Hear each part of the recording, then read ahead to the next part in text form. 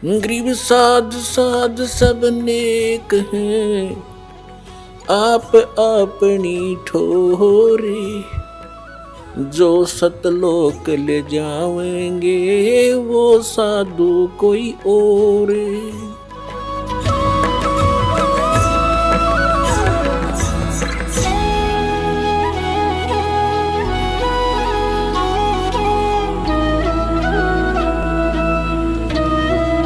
तो सौभाग्य आपका, आपको ये ज्ञान सुनने को मिला। धन्यवाद करा करो उस परम पिता भगवान कबीर साहिब का कि ये ज्ञान आप तक पहुंच चुका है। इस दास को पता है या मेरे साथ जब से लगे हैं आपके भाई बहन कितना संघर्ष करके आप तक ये ज्ञान पहुंचाया। न ये काल के दूत, ये दुष्ट लोग इस ज्ञान को ऊपर नहीं आने दे रहे थे। 600 वर्ष पहले परमात्मा आकर चले गए क्योंकि अशिक्षित थे हमारे पूर्वज, और इन दुष्ट लोगों ने हमारे तक वो परमात्मा का ज्ञान नहीं आने दिया। ये कह कर के कबीर तो अशिक्षित है, ये ब्रह्मा विष्णु महेश की निंदा करता है, ये देवताओं की निंदा करता है, इसको मारो पत्थर, इसको भगा दो। और जब से इस दास पर दया हुई परमात्मा की, या दास की नींद खुली और ये तत्व ज्ञान हुआ, उसी दिन से बेचैनी बन गई। जिसको समझाऊं उल्टा पड़े। कबीर साहब कहते हैं साच कहूँ जग मारन आवे, और झूठ कही ना जाइयो, और साच न पूरा पावते झूठों जगपति आइयो। तो पुण्यात्मा, सन 1994 में परम पूज्य मेरे गुरुदेव जी ने नाम देने का आदेश दिया था। उस दिन से आज तक ये दास जानता है कि कितने संघर्ष करके आप तक परमात्मा का यू ज्ञान पहुंचा पाया हूँ। इन दुष्ट लोगों ने इतने बाधाएं की, जेल तक भेज दिया, झूठे केस बनाकर, झूठी अफवाहें फैलाकर। रामपाल गुंडा है, भुंडा है, इन्होंने बताया 1 नंबर का आदमी है और सारे विश्व के कल्याण के लिए प्रयत्नशील है।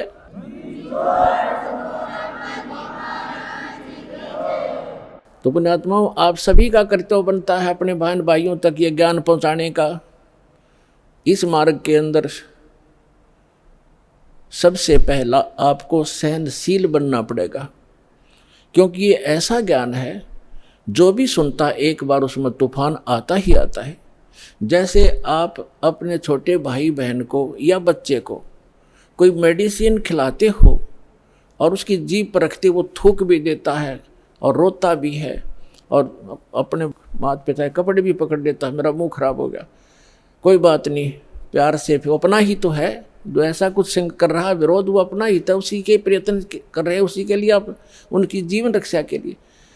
तो उसको फिर धीरे धीरे वो टैबलेट, इंजेक्शन वो लाने पड़ेंगे, उसको खिलाना ही पड़ेगा, तो तब जा कर के वो स्वस्थ होगा। तो इसलिए प्रत्येक का कर्तव्य बनता है परमात्मा के इस मार्ग में सहयोग देने का। लेकिन इस मार्ग के अंदर हम भक्त हैं, भक्त का लड़ाई करना फर्ज नहीं होता। परमात्मा खुद आए थे और उनके साथ कितनी बदतमीजियाँ की थी। उस परमेश्वर कबीर जी ने किसी को बद्दुआ भी नहीं दी, ऐसे बद सलूक किए थे। कभी बताया करेंगे, क्योंकि पहले तो आपको ये ज्ञान समझाते हैं, वेद पुराण गीता से आपको परिचित कराते हैं, ताकि फिर आपकी बुद्धि ये स्वीकार कर ले वह कि कबीर इज गॉड। जिस दिन आपको यह समझ में आ जाएगा कबीर इज गॉड, वो धानक रूप रहा करतार, काशी वाला धानक, ये समर्थ शक्ति है तो है ही, लेकिन हमारी समझ में जिस दिन आ जाएगा, फिर उसके बाद परमात्मा की केवल वो महिमा सुनाया करेंगे। परमात्मा की अमर वाणी से आपकी आत्मा विभोर हो जाया करेगी, आंखों से आंसू पड़ा करेंगे। और उसके बावजूद इतना कुछ तंग किया मालिक को, उनकी कथा कभी सुनते हैं, पढ़ते हैं, तो आंखों से आंसू नहीं रुकते, कलेजा फटने को हो जाता है।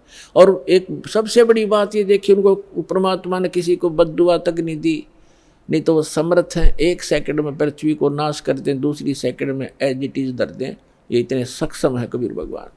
लेकिन उन्होंने उनको बद्दुआ नहीं दी, क्योंकि वो उनको मालूम था कि ये मेरे ही बच्चे हैं, इन्होंने भांग पी रखी है काल भगवान की, और इन दुष्ट लोगों ने मेरे बच्चों को मेरा विरोधी बना दिया है काल के दूतों ने।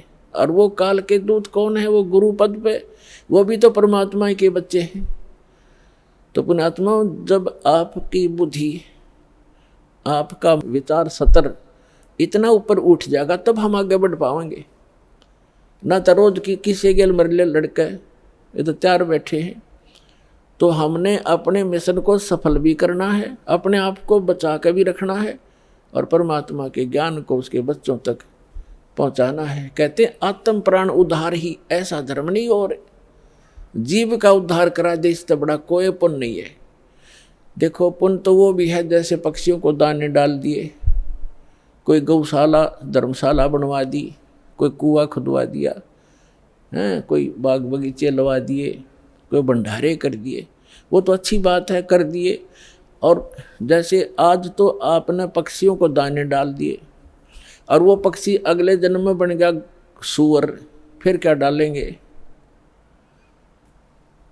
आज तो हमने उस पशु के लिए गौशाला बनवा दी, गऊ है, और अगले जन्म में वो सूअर बन गई, सूअरी बन गई, फिर क्या क्या सेवा करेंगे इसकी? तो उसका एक तरीका बताया कि जो मानव शरीरधारी प्राणी है इसमें उद्धार हो जाएगा इनका। इस परमात्मा की शरण माने से, कबीर भगवान की शरण माने से या सतभक्ति करने से उस आत्मा का फिर उद्धार हो जाएगा। वो ना गधा बने, ना पशु बने, ना सूअर बने, और फिर सतलोक चली जाएगी। अब कितना झंझट मिट गया।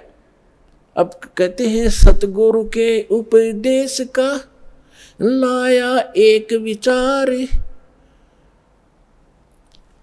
जय सतगुरु मिलते नहीं जाते नरक द्वार। नरक द्वार में दूत सब करते खेचा ताण, उनसे कभू ना छूटता फिर फिरता चारों खान। चार खानी में भ्रमता कभू न लगता पार, सो फेरा सब मिट गया हमारे सतगुरु के उपकार। क्या बताना चाहते हैं कि एक जीव को, एक मानव शरीरधारी प्राणी को और परमात्मा की शरण में ला देने से, ये सतभक्ति प्राप्त करवा देने से उस लाने वाले को इतना पुण्य होगा जैसे करोड़ गौओं को कसाई से कटने से बचा कर और चरागाह में छोड़ देने का होता है। इतना पुण्य उस मार्गदर्शक को होगा जो सतलोक आश्रम बरवाला का राह बता देगा, यहाँ का ज्ञान सुना देगा, उस जीव को यहाँ नाम दिला देगा।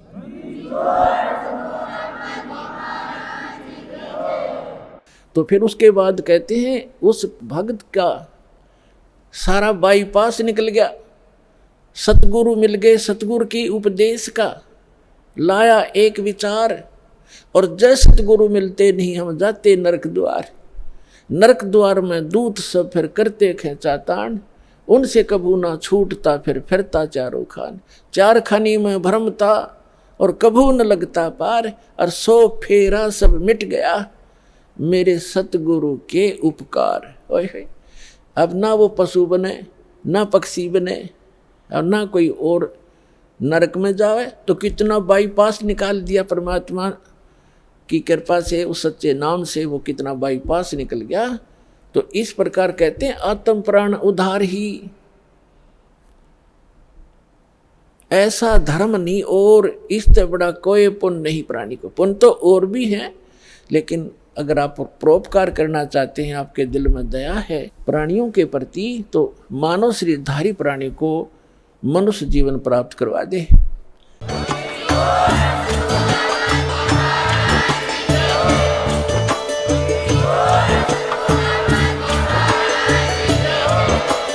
आप सुन रहे थे जगत गुरु तत्वदर्शी संत रामपाल जी महाराज जी के मंगल प्रवचन। अधिक जानकारी के लिए विजिट कीजिए हमारी वेबसाइट www.jagatgururampalji.org। संत रामपाल जी महाराज जी के शुभ आशीर्वाद से पूरे विश्व भर में 500 से भी ज्यादा नाम दीक्षा केंद्र हैं, जिन पर संत रामपाल जी महाराज जी द्वारा ऑनलाइन निशुल्क नाम दीक्षा दी जा रही है। अपने नजदीकी नाम दीक्षा केंद्र का पता करने के लिए संपर्क करें 8222880541।